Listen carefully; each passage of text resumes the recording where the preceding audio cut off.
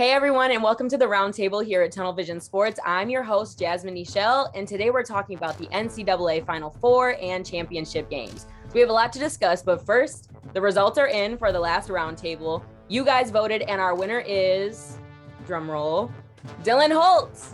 Woo! So unfortunately, Dylan isn't participating today, but we can clap for him anyways. And let's get started. So on today's episode, let me introduce our guest we have now. Let's start with Jake Serrano. Jake, how are you? Good. Happy to be back. Ready to talk some basketball. And, like I say, sports is exciting and anything can happen in sports. And we've seen it yet again, March Madness, and I'm ready for it. Perfect. Glad to have you again. All right. Next, we have John Makuch. John, how are you? I'm doing great. It's going to be a great time to talk some hoops. This is one of the best March Madnesses I think we've seen in a while. So it's definitely going to be a lot of fun to talk about. I'm ready to get into it. Perfect. Excited for you. All right. Lastly, we have Fawaad Farooq. Hi. How are you? How are you doing today, Jasmine? Excited to be here. It's been one of the craziest March Madnesses I've seen in a long time. I'm just ready to get talking about it. It's been exciting. A lot of big upsets, a lot of big matchups, and we got two big Final Four matchups coming up. So exciting weekend ahead of us. You're right.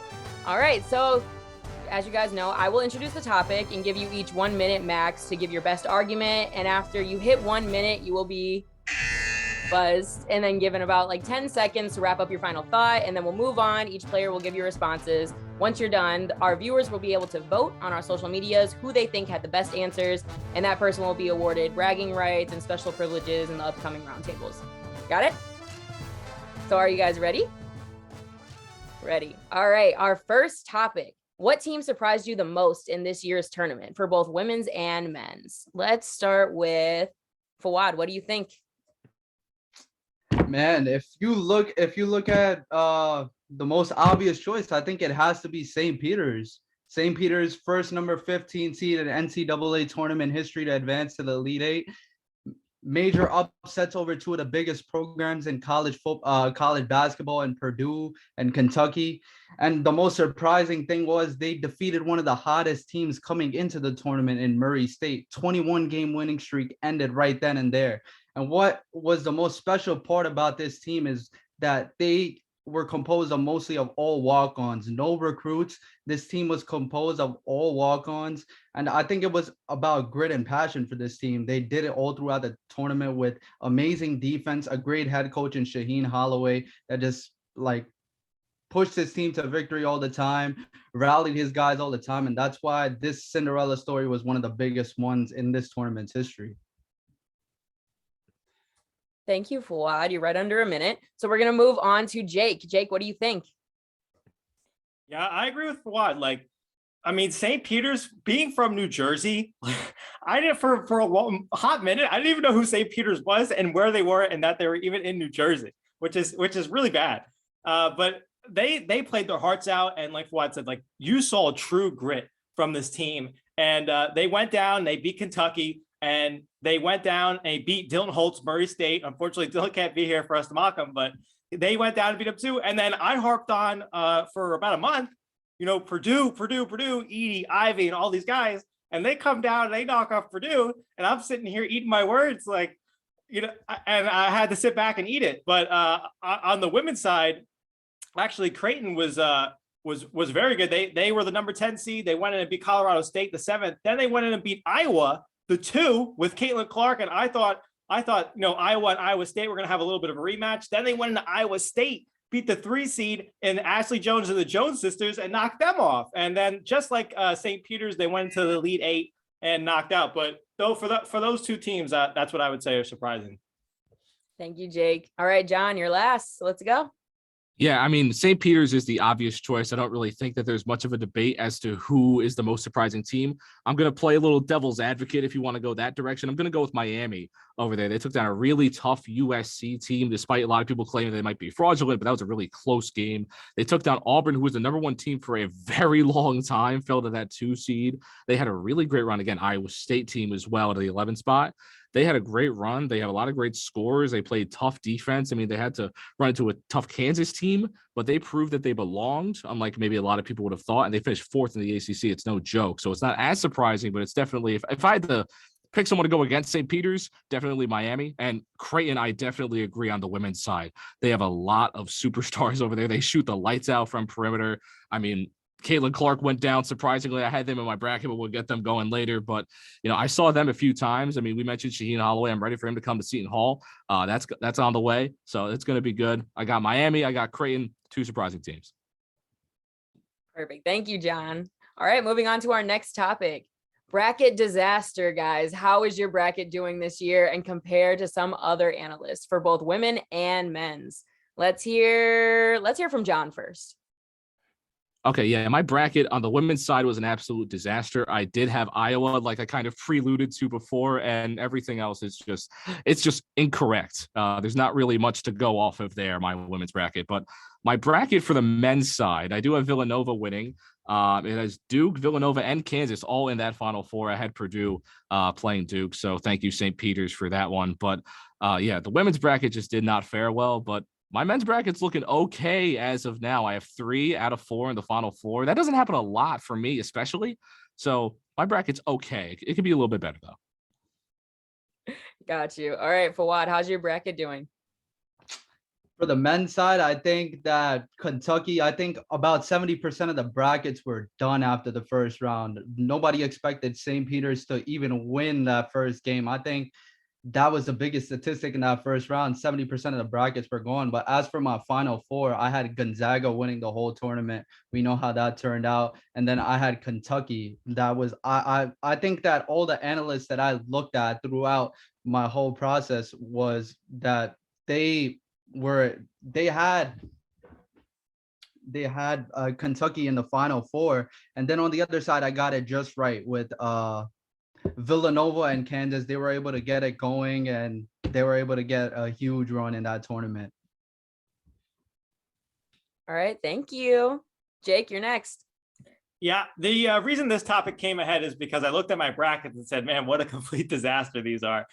For the men's side, it completely fell off when I watched Gonzaga lose to Arkansas. That's when I knew right there. And then Purdue went down and Arizona went down, and I'm left with the Jayhawks down there, and they're the only team left I had left in my Final Four.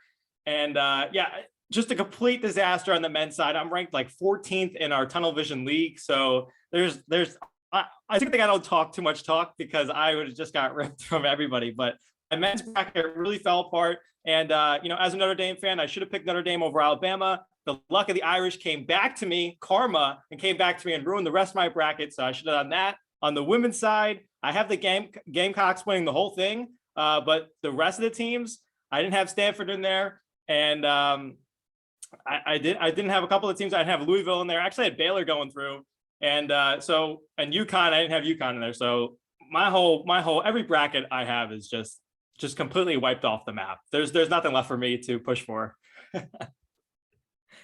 Well, thanks for sharing, Jake. All right, are we ready to move on to our next topic? Topic number 3, who will be this year's national champion? We're going to start with, let's do John. Okay, so this year's national champion, I mean, I mentioned it for my bracket as we just finished talking about that. The Villanova Wildcats are going to be this year's national champions. I've been rocking with them ever since the beginning. Colin Gillespie is a phenomenal basketball player. They just lost a really solid player to an Achilles injury, but this team plays really tough defense. It's Villanova. They're always going to play with chemistry. They don't really run a lot of guys on the floor. So these players have played in the same starting lineup game in and game out, and Jay Wright has done such a phenomenal job yet again. And for him to win yet another national championship in the year where Coach K is being praised and honored in that way, maybe against him as well, it would be a really, really interesting storyline for Jay Wright. But again, this Villanova team, their defense, their hustle, their everything is perfect for college basketball. And they represent Philadelphia basketball so well in the way that they play the game. And they can beat anybody in the country, as they've proven throughout these past few years as well. So I'm going to go with Villanova. Got you. All right, Jake, let's hear it. Yeah, actually, I think Duke's going to win this whole thing. And just with the storyline and the rally cry with Coach K, I think this team is poised to do it. And not only after losing to Virginia Tech and losing at the last home game for Coach K against UNC, I think now Duke with NBA star talent, Mark Williams and Banchero and all those guys, I think they can do it.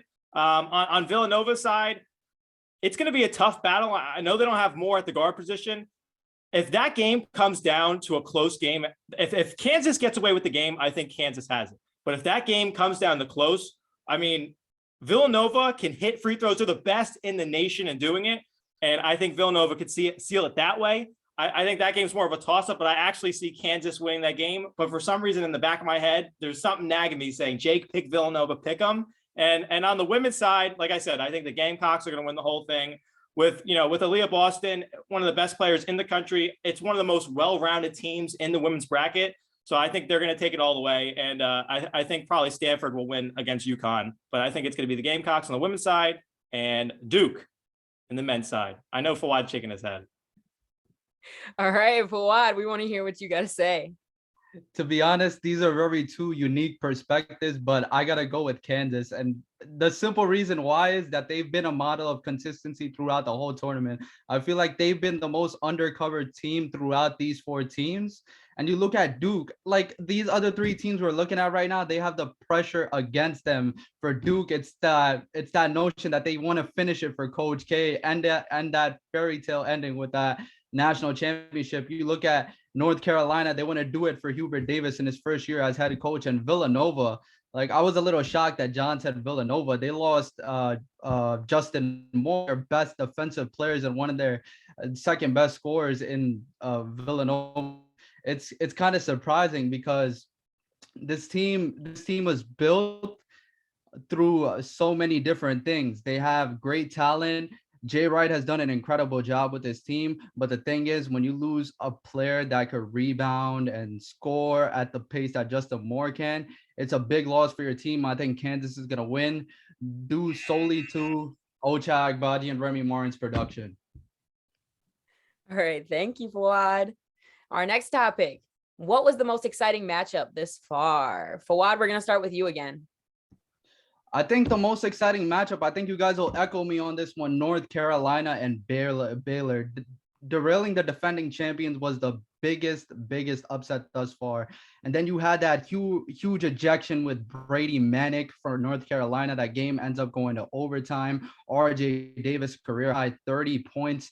And that All-American Armando Bacot, huge double-double in that huge second round game. I was just a little shocked with the way that game played out because North Carolina had a huge 25-point lead. And when you look at that tournament, there's not much time to get yourself orchestrated and get going. So I was really shocked that Baylor was able to come back, but the big story was that they just weren't able to get the job done and they just fell short against a good North Carolina team in overtime. All right. Thank you. John, let's hear from you. Yeah, I mean, that was one of the more obvious ones as well. I'm going to go with St. Peter's and Purdue as one of the more exciting matchups because just watching that game, it just felt like New Jersey basketball, especially also as a native of New Jersey. Shout out to New Jersey. Okay, everyone out there. Physical, gritty, tough basketball. It's just what we do. But it was also a really close game that was down to the wire the entire time. And Purdue kind of losing it at the end and St. Peter's being able to hit the free throws just like a Villanova team would to just be able to hold on and close out that game was just everything that St. Peter's was about coming into this tournament, to be able to win close games, to win physical, to win gritty. And they did it over a really tall Purdue team. So that was just a really exciting game to watch, especially, New Jersey basketball. But Creighton and Iowa on the women's side also was one of the more exciting matchups, being able to see Caitlin Clark try to do everything that she could to be able to win that game. And Creighton just coming out and dominating as much as they did in those late game situations. It's also what they did all season long, being able to shoot the three ball the way they did, but kind of watching Caitlin Clark try to do everything and Creighton just finding a way to respond. It was all really great basketball to watch. All right. Thank you, John. Jake, your last. Yeah, I was going to echo what John said. Creighton and Iowa's game was a great thriller game. I don't want to get this mixed up with my upset, but it was super exciting. It went all the way down to the buzzer, and Iowa tried to make a shot at the end. Actually, had three attempts at the rim, and all of them got pretty much knocked away, and it sealed the game for Creighton. But honorable mention, of course, I got to throw Notre Dame's name in there on the women's side, and 108-point victory over the Sooners. And I was going to say, too, any game by St. Peter's was exciting, but if I had to just pick one game, UConn in the double overtime against NC State was exciting, but what I really found exciting was Gonzaga and Arkansas. like Fawaad said earlier, a lot of people had them at the top of their bracket, going in the Final Four, winning the national championship. And not only was it a fast-paced game, I was listening to it on the radio for a little bit until I got back home, going back and forth, back and forth. It went, not only did it go down the wire, the Razorbacks were all over them, stealing the ball, fast-paced, and not only taking those turnovers and scoring points, they knocked off the number one seed. And just everything about that game was thrilling and exciting, and I loved it all. Just because for the fact that the Razorbacks just completely knocked off the Zags, and a lot of people had them up there. All right, thanks, Jake. So our next topic, what was the biggest upset this far? Jake, let's start with you. Yeah, sorry, I had to mute my mic. Yeah, so like I said, I think Arkansas and Gonzaga could be a big upset, but I'm not going to go there. I'm going to echo what John said as an exciting matchup. I thought it was a really big upset. Purdue versus St. Peter's. I was really upset with this. Actually, during this game, I wasn't watching it. I had to go back and watch it. I actually found out by a friend that Purdue lost, which was terrible because I was on my way up traveling.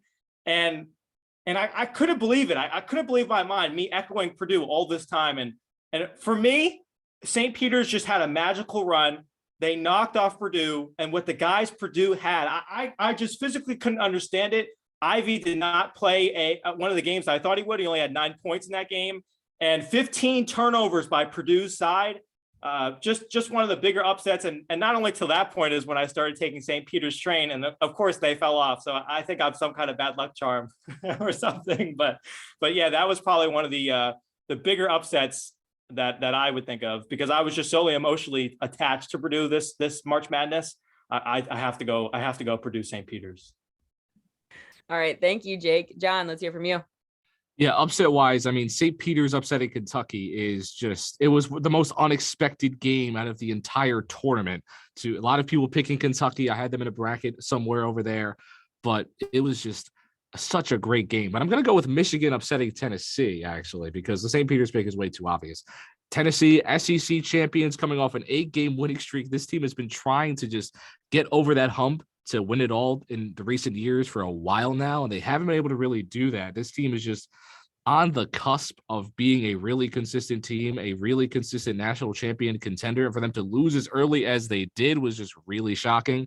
I'm going to echo Jake as he just echoed me for the women's side. I do have Notre Dame defeating Oklahoma. I know it's a 5 and a 4, but that Oklahoma team was poised to go really far. They did go, fairly far. But for Notre Dame to come in and win in the fashion that they did, to blow out that Sooner squad, especially a Sooner team that had a great storyline, young team, young coaching, it was just, in Norman, it was disappointing, but I got that. All right. Thank you, John. Fawaad, you're last. Let's hear it. I think overall the St. Peter's train, it just keeps on going. And I think that the biggest upset was definitely St. Peter's and Murray State. And like I said in the beginning, Murray State was the hottest team heading into this tournament, 21-game win streak. I'm sorry, Dylan Holt, I know they had a good run, but, St. Peter's just caught up to them. And it was just tough watching St. Peter's go down the way they did. And when you look at the women's side, I think that the Wolfpack game against UConn was a big one. Paige Beckers, what an absolutely dominating performance. 27 points. And like that overtime performance was unbelievable. I thought the Wolfpack definitely had in the bag. Wolfpack is one of the best teams in the whole NCAA tournament this year. And to see them go down to UConn in the fashion they did, it was kind of heartbreaking because I had them in the Final Four. All right. Thank you, Fawaad. Are you guys ready to move on to our last topic? So who is your dark horse heading into the Final Four? Let's do Jake. All right, cool beans. So honestly, this was a little tough because each team, I feel on both sides, whether it's the men's or the women's, have a really good shot at winning this whole thing. But with Justin Moore out with Villanova, and I know, John, you said they were going to win the whole thing, and that's your belief. I really think that they're the underdog against Kansas. Kansas is a really fast, like what Fawaad was saying, they're a really fast-paced team, and they have a ton of talent, and they're going to attack Villanova in a really good way. I think that Villanova has a really good shot at this, like I was saying earlier. If this game, they can keep it tight and a slow pace in their own pace game, Villanova keep it in their game, and they bring it down to the wire, and they bring it down the free throws, Villanova is a really good three-point shooting team, and they're a really good free throw shooting team. I think Villanova can sneakily walk away with this game if they can keep it tight. And Villanova has a really good shot at the national title. And on the women's side, again, really tough because I think all four teams have a really good shot at winning it. But UConn going as a 2 seed against Stanford and that trio with Haley Jones and all those great Cameron Brink and Lexi Hall, there's a good trio there on offense, and they bring a good side to the defensive side as well. So if UConn can get past the trio's defensive play, I think UConn has a great shot at beating Stanford. But I still think that the Gamecocks are going to win it all. But within those final four matchups, I'm going to say Villanova and UConn. All right, Fawaad. You know, it's just so surprising and shocking to me that everyone's picking Villanova, because for some reason I just don't think they have a shot at all. Like, you're losing your second best player in Justin Moore. Like, I just don't see all around how you're gonna keep up with the pace against Kansas in that Final Four matchup. He fills in so many voids that other teams don't have. He's a guard that rebounds like a big at the 2 position. Like, it's just impossible for me to even put Villanova in that conversation and think that they're going to win. I think they're the obvious dark horse. And if you look at the women's side, UConn, obviously they're the only other 3 teams in the bracket are all 1 seeds. They're the clear underdog. They're coming off a brutal, gritty game against the Wolfpack. I think that Paige Beckers absolutely breaks it open and shows that she's one of the best women college players in the whole NCAA tournament. All right, thank you. John, let's hear it. Yeah, it's not uncommon to doubt Big East teams. I'm not surprised that a lot of people are really not expecting Villanova to win this game. I understand losing your second best player is it's so tough to deal with. But the way that Villanova is built, they're just a revolving door. They can replace anybody with anybody. Yes, Justin Moore is a phenomenal player, and they're going to struggle against Kansas, especially early in the game, to rebound the basketball. But what Villanova is really able to do, especially with a guard like Colin Gillespie, they can control the pace of the game, and Kansas likes to play a fast-paced kind of game. But I'm going to still say Villanova is a dark horse at this point because of the loss of Justin Moore, but we haven't really talked about North Carolina too much, and they're a really solid team as well. They're tough, they're physical, and they have that rivalry advantage against Duke. So it's going to be interesting. On the women's side, I'm also going to go with UConn. I mean, they're the lowest seed team left at the 2 seed. On the men's side, we have an 8 seed being the lowest seed left. But UConn could really surprise a lot of people, even though they're a bit injured, they're a bit battled. But Villanova and UConn is Big East century. All right. Thank you, John. Fawad, you have something to say. Man, there's one thing. You guys said that Villanova is your guys' favorite to win the title, but they're also the dark horse. I'm not getting that gist over there. Well, a dark horse is more something that's like you don't expect it to. A lot of people don't expect Villanova to get in. I personally expect Villanova to get in, but because I expect that, I'm also picking that as my dark horse because of the doubt that they have. Okay. Jake, you have something to add? Oh, let me make this perfectly clear. I said I think Duke is going to win this whole thing, Fawaad. And not only did I say that, I also said Kansas is going to beat Villanova. Now, the dark horse, I think Villanova, like I said earlier, in the back of my head, for some reason, there's something nagging me. Like Villanova, like John said, they have a way to control their own pace of the game. They work at their own speed. It's Villanova basketball. But Kansas is going to come at you fast, and they're going to come at you early. So if Villanova can control this game and get it down to the wire, they have Fawaad. Can you not agree with me on this? That if they can bring this game down to the wire, there's a great shot at Villanova winning this. That's the thing. I just don't think they're gonna keep up with the pace, man. Agbaji and Remy Martin, they're just too good. Have you seen them throughout the whole tournament? They've been unbelievable. They've been a model of consistency throughout the whole tournament. It's hard to even argue. I don't even think Villanova has a shot in this one. All right, John, do you have any final thoughts since we heard from Jake and Fawad? You know, I mean, at the end of the day, we're going to see what happens in that game, and one of us are going to be wrong. So that's going to be definitely exciting to see. I think it's going to be a relatively close game, although if Kansas is able to get past that and control the pace, yes, Kansas is going to blow Villanova out of the water. That's exactly what's going to happen. But personally, I do think Villanova is going to be able to make this close, going to be able to play physical enough to slow down Kansas. But we'll see what happens on game day. Anything can happen on game day. You're so right. Anyone else? Final thought? You're good. All right. Well, those were all the topics we had today. Thank you everyone for tuning in, and thank you to all my amazing guests for joining me today. Everyone go like, subscribe, and comment on this episode of the Roundtable, and make sure you go vote on our social medias for your favorite player to win. So see you all next time on the Roundtable. Bye.